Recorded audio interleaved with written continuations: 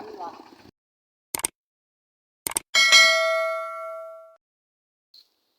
กราบทักทายสบายดีพี่น้องชาวลาวแล้วก็สวัสดีพี่น้องชาวไทยหรือต่างประเทศก็ดีวันนี้ก็ไม่ยังไรทุกคนเลยสิพาทุกคนมาหาฟืนทุกคนเลยหาฟืนแบบว่าหาฟืนเอิ้นว่าหาฟืนมือเฮ็ดซื้อฟืนซื้อไฟทุกคนเลยดังนึ่งข้าวนึ่งน้ำย่ำเช้าย่ำแรงว่างั้นซะดังทำเมนูอันต่างๆก็ไม่ยังไรทุกคนเลยก็จะได้มากไก่ทุกคนตอนนี้ก็อยู่ที่หลวงป้าว่างั้นซะหลวงป้าก็ได้สูนคนละบออะไรฮะทุกคนเลยเขาชมมาอย่าลืมทุกคนนักเพลงกันก็อย่าทิ้งอย่าปะอย่าละอย่าไล่ทุกคนเลยแล้วก็ขอกระบุญขอบคุณทุกคนทุกแห่งใจที่เขามาติดตามรับชมและขอกระบุญขอบคุณ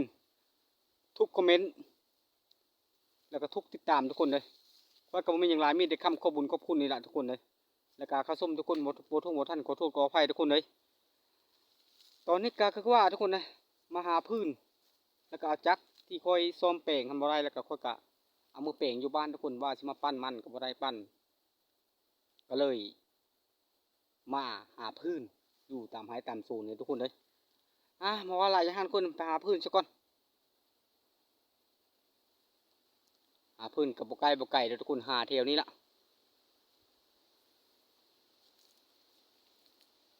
ว่าหาตามหายตามโซนทุกคนเลยประมาณนี้ละพอได้มือดังเร่งดังง่ายทุกคนคือว่าทุกคนเลยอันนี้ละพื้นทุกคนเลยก่อนจะได้พื้นมากก็ธรรมดาก็คือนั้นละทุกคน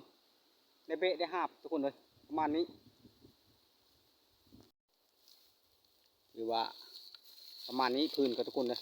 เราสิได้เบะทุกคนเลยเบะเอาไปใช้รถไถแล้วก็เอามือทุกคนเลยก็ประมาณนี้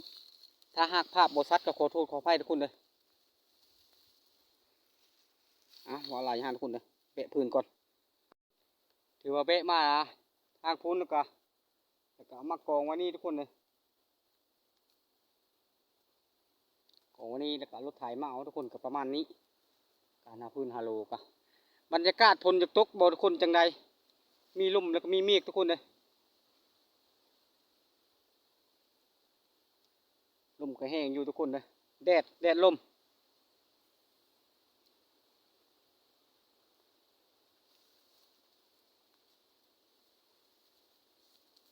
ประมาณนี้ทุกคนเลยปรุงใจหาพื้นหาโลก็ได้ชีวิตว่าง่ายซะเกิดมาแบบอยากคุ้ความจนละมาอยู่บ้านนอกทุกคนเลยได้สู้ได้ชนใครก็คือสิหูทุกคนนะกับประมาณนี้ทุกคนเลยการหาพื้นหาโลกับ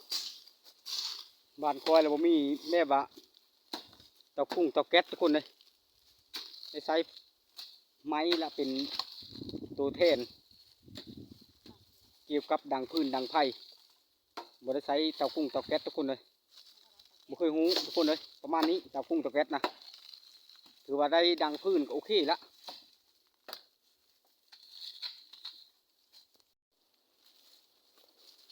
ประมาณนี้ทุกคนเลยการหาพื้นหาโลก็ได้ได้ใช้ผ้าได้ใช้แรงหาหญ้าไปพร้อมประมาณนี้ทุกคนเลย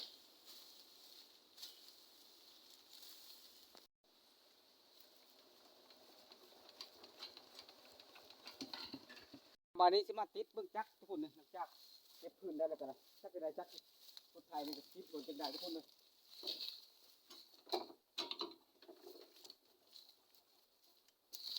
ไม่ยังกระสิบติดบ่อจังได้แต่ทุกคนก็ยังหูลงเบื้องคน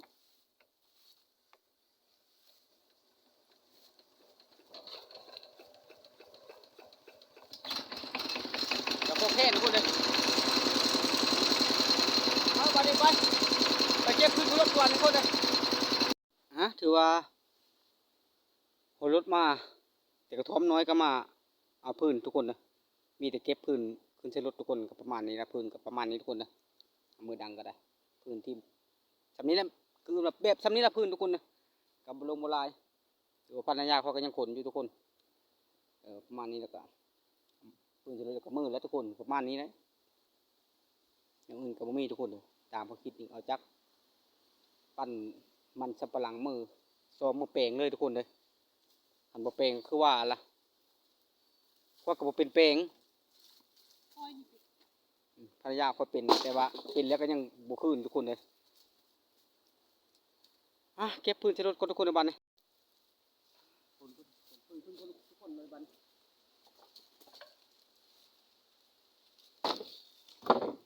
ี่ละทุกคนก่อนจะได้พื้นก็บ่ธรรมดามีพื้นดังกับบ่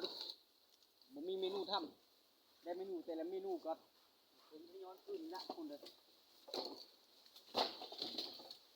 นี่นะ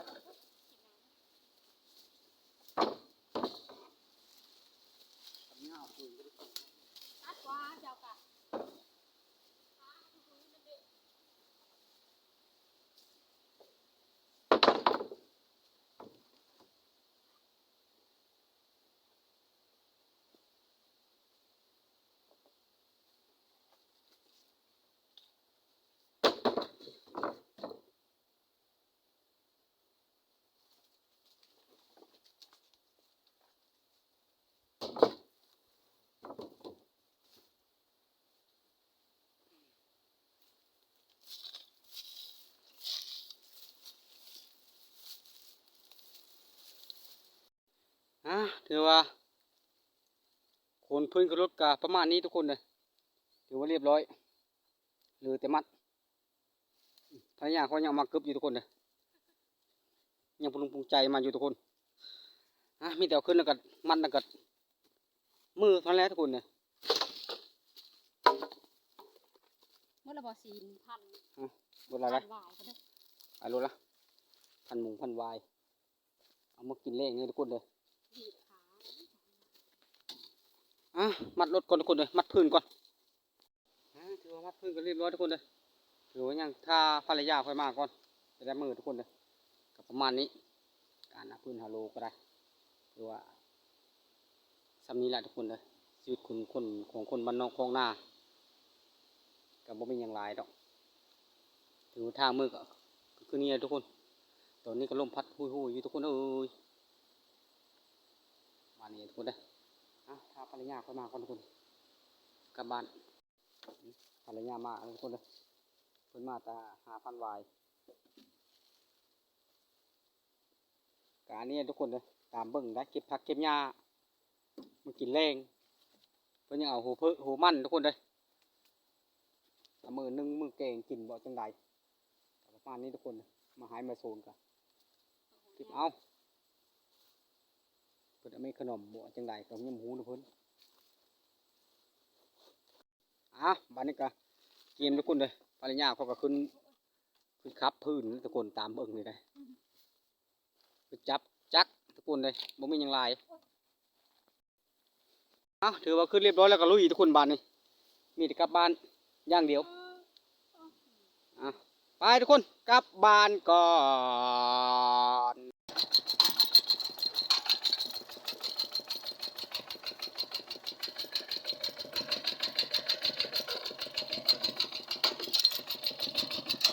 ไก่ทางกลับบ้านไก่ทุกคนเอ้ยปล่อยไปทุกคนเลยปล่อยครับปล่อยอย่างไปนี่แหละเดี๋ยวมันจะฮอดบ้าน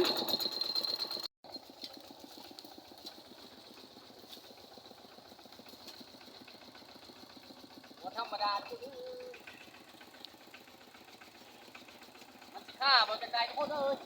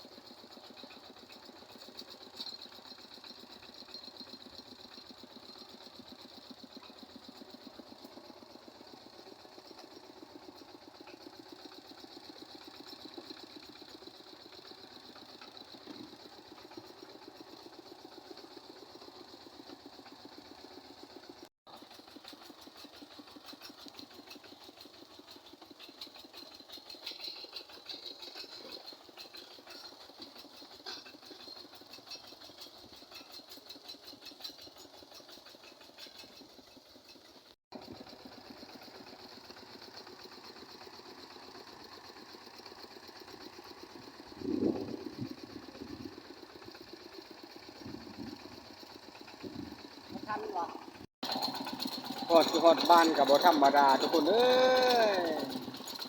ผ่านห้วยผ่านดงผ่านป่าผ่านลำบากทางก็ได้ประมาณนี้ทุกคนเลยเรือ2-3 ชั่วโมงถ้าภาพสั้นภาพหยังก็ขอโทษขออภัยทุกคนเลยมีตะลุยกับลุยทุกคนเอ้ย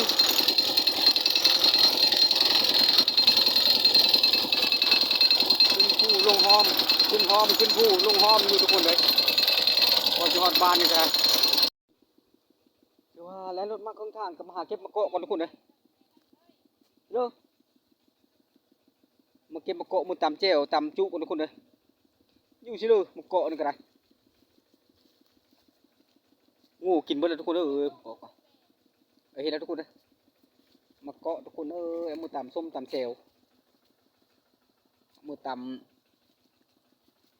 ขนมจีนกระปุ้นประมาณนี้ทุกคนเลยอันนี้นะทุกคนนะมะกอกทุกคนนะก็ประมาณนี้ทุกคนนะ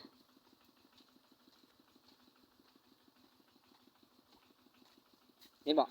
เห็นเลยหน่วยข้างเห็นอย่างเอาทุกคนเลยประมาณนี้ทุกคนเลยถือว่าคลิปนี้มาถึงกันนี้ก็ถือว่าบ่ฮอดบ้านคนอื่นอย่างก็จะได้จบอยู่สำนี้ทุกคนเลยว่าเวลามันคำทุกคนเลยเขาชมแล้วก็รุ่นคนทักแข่งกันคือเก่าเลยทุกคนเลยมีทีมอย่าปะอย่าละอย่าไล่ทุกคนเลยก็ขอขอบคุณทุกคนนะที่ทุกคนให้กำลังใจแล้วก็มีอย่างมีแต่คำขอบคุณทุกคนนะเอาเจอกันคลิปหน้าทุกคนสำหรับคลิปนี้จบสำนี้กลับบ้านก่อนทุกคน